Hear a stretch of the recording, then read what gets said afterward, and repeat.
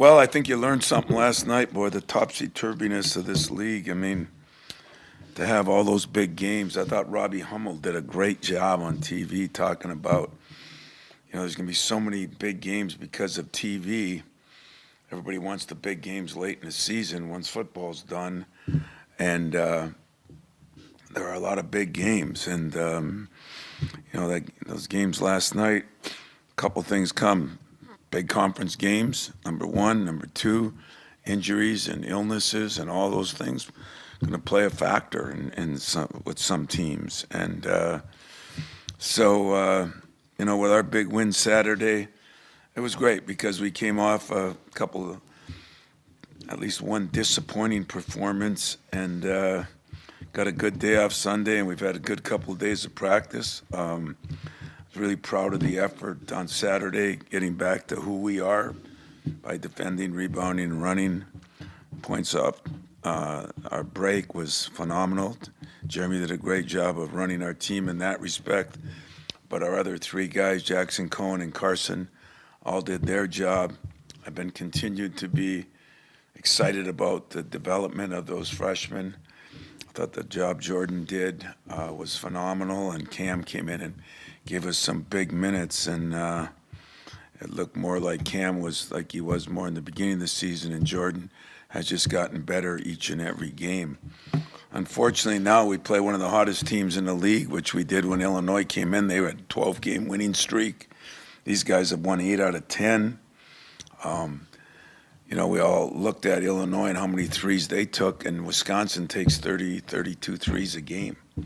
So they're shooting it. They've got maybe the best backcourt duel in Boyd and Black. I don't need in the league, but I think one of the better ones in the country. Boyd is quick, gets a lot of things done, and Blackwell is, unfortunately, if I wasn't playing against him, I think he's one of my favorite players because he guards it. He's tough, he's strong, he can get to the rim, he can shoot threes, he can pass it.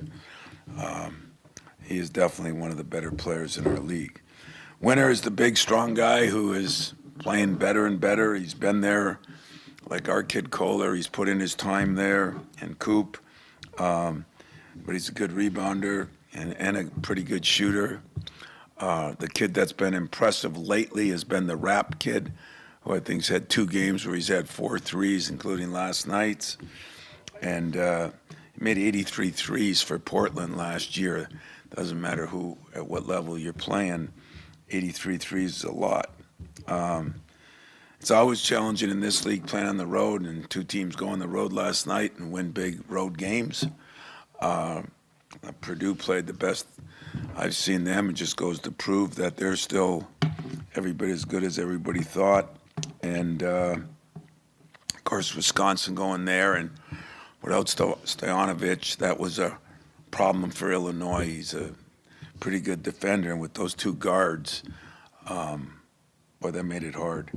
But going on the road is always difficult. Going to Wisconsin, since it's been kind of games that we've played big time over the years, it's one of the better places to play in the league. So questions, I'll answer them. Tom, could Jordan be like Jace last year, someone who mid-season or so got more of an opportunity, made the most of it, and it's kind of like a mid-season acquisition? Yeah, he could be. I said he's a cross between that and maybe a Max Christie, that he defends better, he rebounds better than we thought he would. He's been a pleasant surprise. You say that, and somebody will say, well, you didn't think he'd be good when you recruited him. It's not that at all. I thought he'd be really good when we recruited him, but I thought it would take a little longer. I thought the things that he showed, I thought he could shoot it well. I thought he was a very solid player. He's been way tougher, way stronger, way more aggressive. His sense of urgency, both on defense and going to the boards, has been phenomenal, and now his shot is getting better and better and better, which he's always been a good shooter. So, I think, he was playing 17, 18 minutes a game. Now he's up into the mid-20s, and I think he's been something good, and especially with the fact that Divine is out for the year, it even doubles it. So just watching those games last night. This is more of a philosophical question about basketball, but I think there was 69 threes in one game and 78 three attempts in another game. When you look at where the game has headed, probably maybe the last year, what's the thought on that? And from an older, from a veteran coach. Yeah, that you can say older, veteran. Nice play on words. From an ancient coach, this is the way it works. I think Charles Barkley. I love Charles Barkley. I love his commentary. I love listening to him because, he says the big guys are going to come back. And he said that a couple years ago, and then Purdue had that run with their big guys. They're really good in there with their big guys now. Illinois got a different. They're really big, which probably hurt them a little bit defensively, but they're really big, and yet they shoot the threes. That's the next thing. But I think these games that have been in the 30s with threes.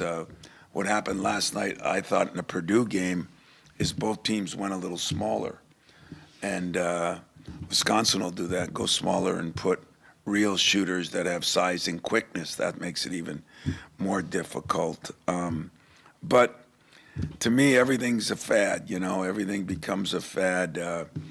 We just watched the Super Bowl where, this day and age, right? Everything's passing, RPOs, this and that, and all of a sudden Kenneth Walker and the whole game was about defense and running the ball.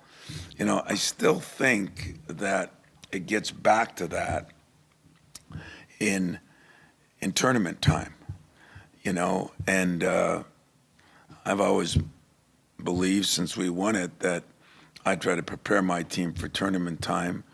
Would I like to have a little better shooting team? Sure. I think we would have if Divine would have kept coming on. But if, in all honesty, if KG would have been playing him, because he's a forward that can really shoot it. And and I think we would have if last year at this time you didn't think the two guys leaving left. They're both pretty good shooters. So it's not like we're not trying to recruit that way, but it's also I don't know if that's going to win down at the end. I don't know if you can shoot it well from 33s a game, 5 or 6 games in a row, or 3 games in a row in a Big Ten tournament or ACC tournament. I don't know. Time will tell. But Charles always said it's going to come back, and I think that's true. I think most fads, it does come back. And we'll see. Tom, I was wondering, looking back at the tape, how you thought Jeremy handled all the minutes, because, he had to kind of steal a minute here and there, but he seemed like he finished It was too many minutes strong. for him. He handled it well as he can handle it. But, what we need out of Jeremy and what I've been preaching to him lately, he's got to become just a dog defender, a bird dog defender.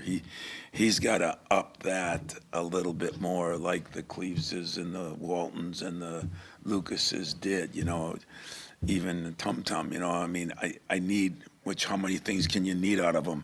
A lot. But that's the position he plays, and I think for him to take his game to the next level, that part is going to be important too. So when you play that many minutes, you can't push it. You can't do all those things. Now, it was an overtime game, but we talked about that. I really talked about it to my team. I had a big meeting with my 5 subs, and I've really been enjoying these 2 days of practice because I said they got to do more and we got to give them more of a chance. You still look last year, at the end of the year, it wasn't quite everybody playing 23 minutes like we had at the beginning, but at the end, there was nobody playing 30-some minutes either. We still won with strengths and numbers, and we still won with not wearing people down. So we'll keep an eye on that, and he's going to play a lot of minutes, but he's not going to play 40 minutes a game or 38 minutes a game. Two questions for you. Curious, when I look at Wisconsin's roster, senior, and I wonder if the way they beat Michigan on the road, they just beat Illinois, if the older teams, if there's a correlation maybe that you see between that experience and being able to pull those? Yeah, I always think experience does matter some, but in that game, they had a couple guys at Michigan that made some threes in that second half, and that's going to happen sometimes. And yet, I could show you film on the Minnesota game, the other games where they're not making them, and all of a sudden they're 20 down. They've had a little bit of a problem like us. They haven't started out so well in a lot of games, and even last night they were down, but those threes got them back in it. But, as I said, Boyd is really good, but Blackwell is, to me, a special player in this league, and I think a guy that's going to play basketball a lot when he's done because of size, strength, smarts, and he just kind of controls the game in his own way. He's never out of control, and I think he put a lot of people last night in a position to score. Rapp, he drove it, turned around, pitched back. That's what impressed me a lot about Wisconsin. They've got very good guard play, and yet they're veterans. They have veterans like Winter at the now they got one freshman in there, but Winter, and then Rapp played a lot more last night. He played 30 minutes. I don't know what year he is. Is he a senior too? He's a transfer, I know, from Portland. I don't know what he is. Junior. So he might be a redshirted sophomore, yeah. Who knows? But, yeah, I think experience always helps, and then having some guys, they've got a pretty good mixture. They get Boyd in because they lost their point guard. But, boy, when you have a guy as good as Blackwell, who's been in the program 3 years, as good as Winter, has been in the program 4 years, that I think that really benefits. I think it benefits us some. I've never been on a recruiting trip with you, but I'd love to see your clip notes, you and the coaches, on players you see for what you really feel. And I'm wondering, Jordan Scott looks comfortable taking big shots, looks comfortable even mixing it up on offensive rebounding. Is he where you thought he'd be, or? Hell no. We're not that good either. We can't see all those things. I say that because take this the right way, too. He's, most of the time, I think, players get so built up that they're disappointments when they come. If not necessarily to the coach, but definitely to the fans, media, because of all the accolades everybody gets.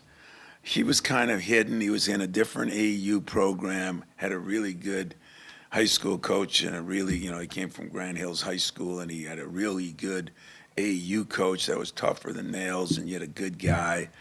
And then he came from, stock. His dad played at Miami of Florida. His mom played at Maryland. They were both good players. And so he has exceeded some of my expectations, especially in the areas that most freshmen struggle on. I've been lucky because Cam, if he was stayed healthy, Cam is tougher than nails. Andre Hudson-ish, tougher than nails, does his job. And he really came on in last couple games. He's getting better. And he was getting better early. But Jordan is a guy that, even starting. Some of the times I didn't start him because I didn't want him to get nervous when we're on a winning streak, and all of a sudden, I don't think anything bothers him. It's kind of nice. I get a lot more nervous than he gets. So he's just got this demeanor about him, which normally those kind of guys are laid back. But his aggressiveness and sense of urgency and is really kind of, he's going to be a fun kid to coach because he gets it. That last part is what I wanted to ask you about, is on the recruiting trail. How soon can you identify some of that? Because when we look at Scott and Ward, they're not overwhelmed, and not all freshmen come in like that. Is that something you can see when they're younger? Or? Yeah, sometimes you can, but I got to admit, sometimes, you aren't around them enough to know what they're – I mean, you can see toughness of a Cam Ward in a pickup game or in a regular game, but I don't know. Sometimes we perceive guys differently too. We stereotype guys differently too. If he's not built like Adonis, we say, well, he's not that tough. I laugh with Steve Smith a little bit because he was always pretty tough. He was just wiry strong. He never looked the part. And in all honesty, Jordan's aggressiveness and Cam's is, I think, unfreshman-like. Now they're not always the greatest at everything, but I use the word sense of urgency because I appreciate that. Some guys are laid back, and some guys are more aggressive. I've been lucky that I got two guys that are pretty aggressive. One looks it and acts it, and one doesn't look it and acts it, and that's a good surprise. Tom, you mentioned the fears' minutes, and obviously Denham has not been asked to play a great amount of minutes. If you were to run into like a foul trouble situation before Devine went down, we all knew what that could look like. I'm wondering, do you have sort of an emergency plan? Yeah, I do. And right now it is Denham, and I'll tell you why. His dad's been sicker than a dog for 2 days, not even here. And Denham's had his best 2 practices of the year. Now, part of that was after I came in, so I told his dad, stay home. I don't need him here. But it's just a different kind of point guard. I mean, he doesn't make many mistakes. He guards very well. Extended period of time, I don't know, if he got hurt. I mean, if your best player got hurt on any team, if Blackwell gets hurt, I promise you they're not as good. If he gets in foul trouble at the beginning of the game, I promise you, does anybody, did Illinois last night when Stevanovic went down, or Stojakovic. UP, man, Izzo, 4 letters, simple, basic, it's a lot easier. But I think when those things happen, this day and age, everybody's going to be in trouble. I mean, wait till by next year.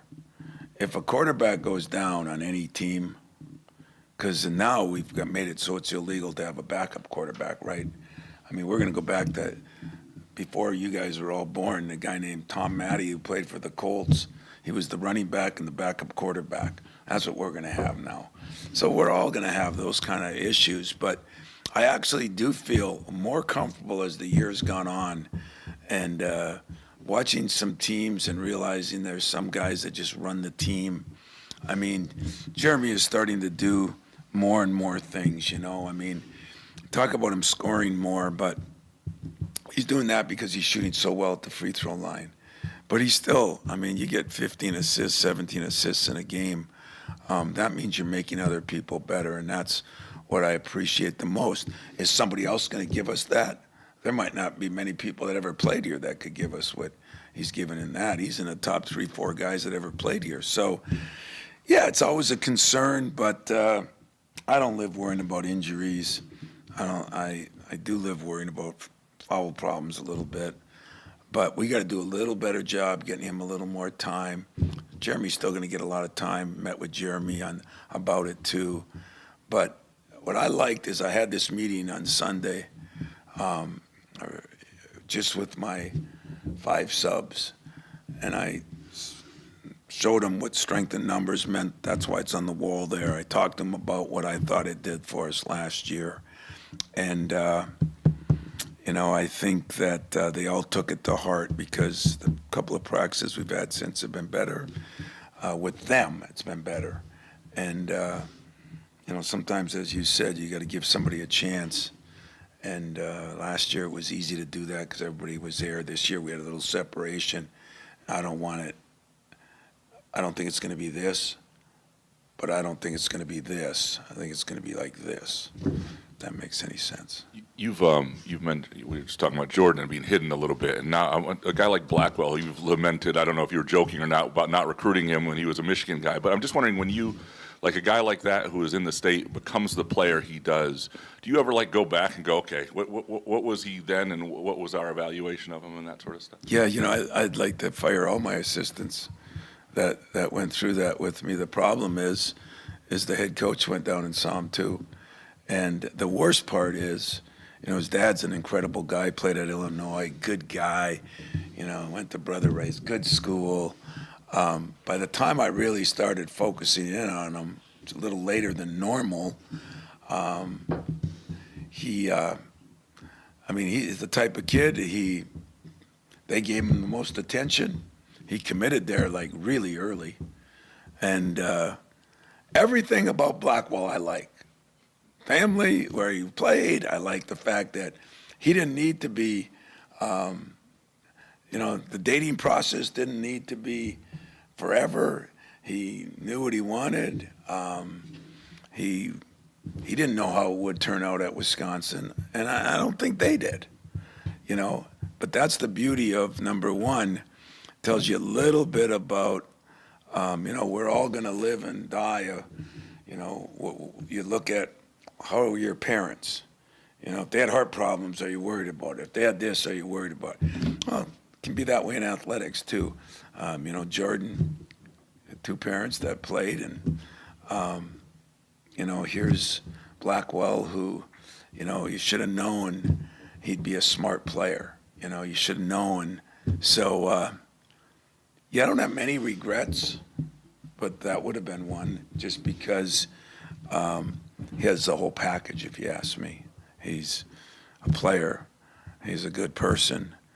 I listened to him speak last night. He does a hell of a job, and his dad's a good guy, So I like to fire my assistants, but I probably have to fire myself. Tom, these 5 days between games, I think, are the most in a Big Ten, between Big Ten games for you. How have you guys been using the time?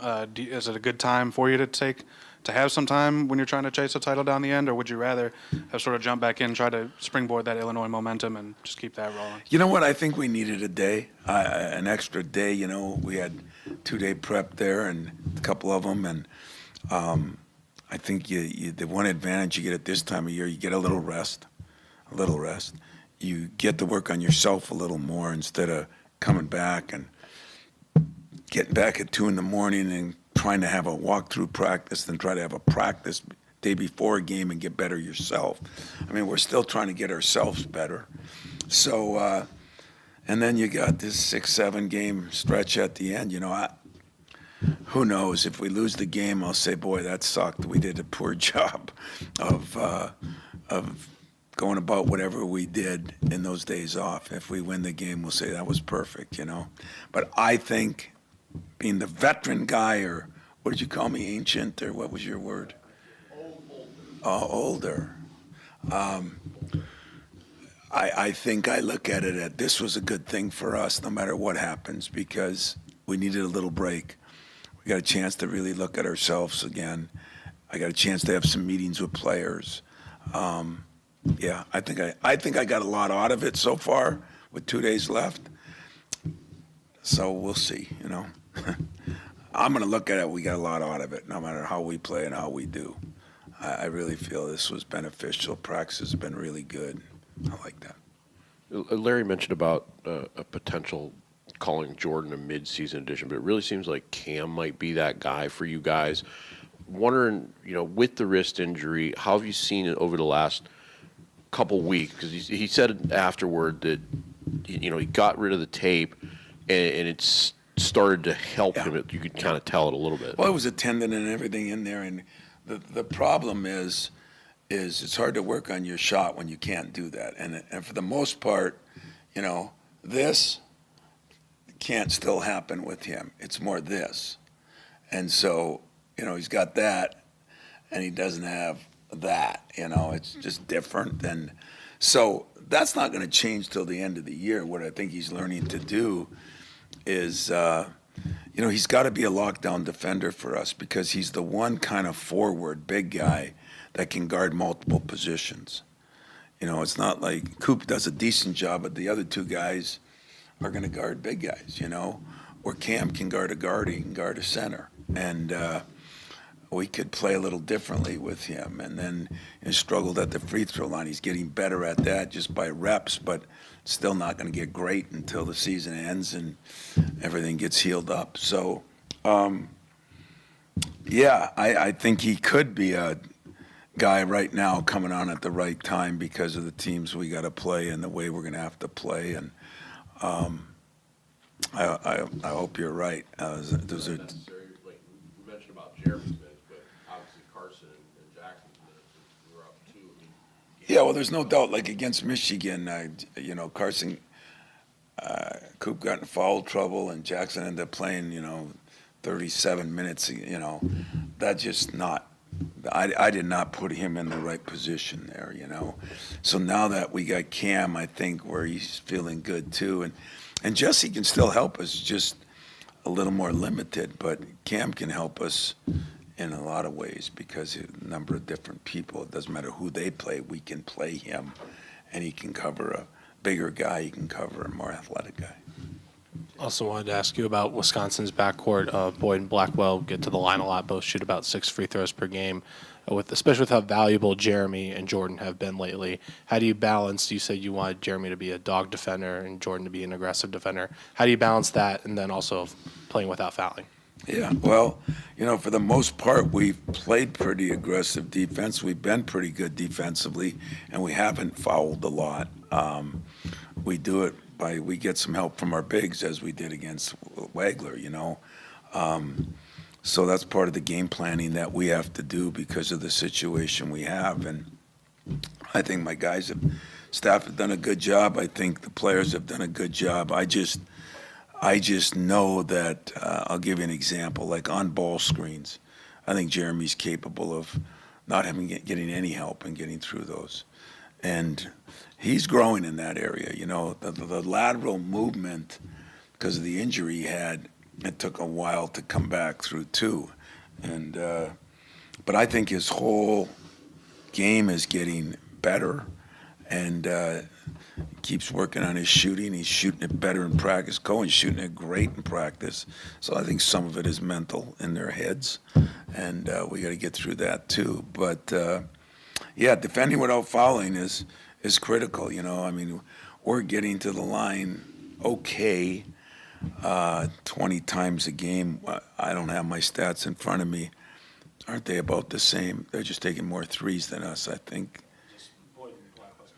Get more, right. But their bigs don't because they're always out shooting threes. And, so we have to stop that penetration with more than just our guards.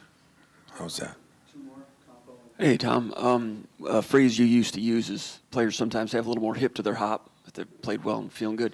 Have you noticed that with Kerr Tang at all since he made that shot? How's he come off of that? Kerr is one of your favorite players, one of your more frustrating players because he can really shoot it. And he hasn't shot quite as good this year. I don't mean just in games. I mean even in practice. And I think there's some people handle pressure different than other people. Some people, like if you came to a practice last year when he was out on the scout team, he drove me crazy because he never missed a shot. And so, hasn't been quite the same, but he's still young. He's almost a freshman because of the little he played last year. And I think he is progressing.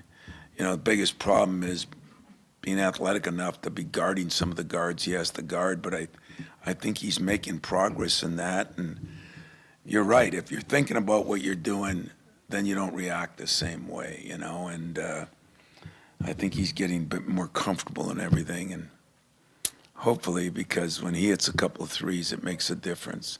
Every shot he takes looks like it's going in. He's got a beautiful shot, and when they all start going in at a higher rate, we're going to be a better team, and I still think for sure that can happen this year. A big part of your transition game is having those wings be able to catch it and shoot in a hurry. And he's a guy that he's got a quick trigger with that. He can do that. How important is that for that to come around? Yeah, and I'd say that's the one part of our game that hasn't been as good. Jordan hit a couple that way, you know, and Cohen's more getting to the rim. And if we had somebody on that other side, that would really help. And so, or subs coming in. So I still think Trey and Kerr are important to us, as I think Cam and Jesse are, and I think Denham is. That's why I had the meeting with the 5 of them. I think they're going to be a big part in how we play down the stretch. Can't let you go without another mom question. I got this sent to me of the wall art at your mom's home that Stephen posted of your mom dribbling and shooting. Have you seen that? Yeah. Was that the one with the big poster? Yeah, the big poster. Yeah, that was a conversation piece, you know, when most of the people around you are 85, 95, and 100 years old, and she's in a great place, but that's a conversation piece, you know. They don't care who her son is, they care who she is, and the stance, the dunking, the dribbling, the shooting, awesome, isn't it? Awesome. What's really awesome is now there's coaches around the country that have always done the same thing, said their kid couldn't guard this or their mom couldn't do this, but instead of them using their mom, I've heard 2 or 3 coaches say, well, Tom Izzo's mom. So my mom owes me a lot, man. She's famous because she owes Kerr a lot, you know, and Kerr's been great about it. So it's one of the things that you can have a little fun with in this job. And it's not insulting, you know why? Because you all been at practice.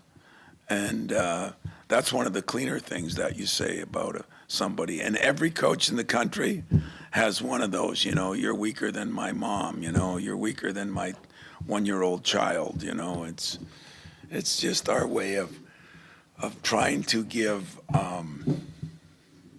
motivation to somebody, and it happens a lot of different ways.